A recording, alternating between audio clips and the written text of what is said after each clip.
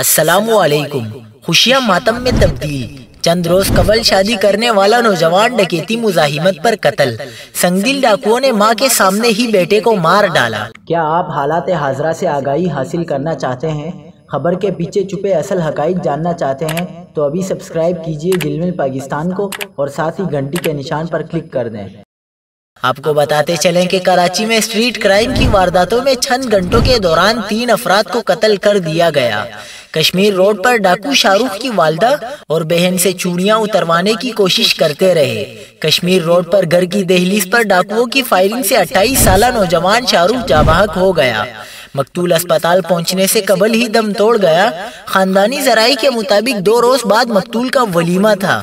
مقتول کی والدہ اور بہن رکشے میں گھر پہنچی۔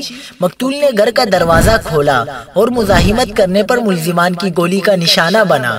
کلفٹن میں ڈاکوؤں نے بینک سے رقم لے کر نکلنے والے ویربھان نامی شہری سے 73 لاکھ روپے لوٹ لیے۔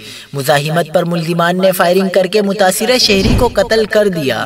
ڈکیتی کا ایک اور واقعہ سپر ہائی وے بسم اللہ سینٹر کے قریب پیش آیا، جہاں مزاحمت پر 55 سالہ عبدالقادر جان سے ہاتھ دھو بیٹھا۔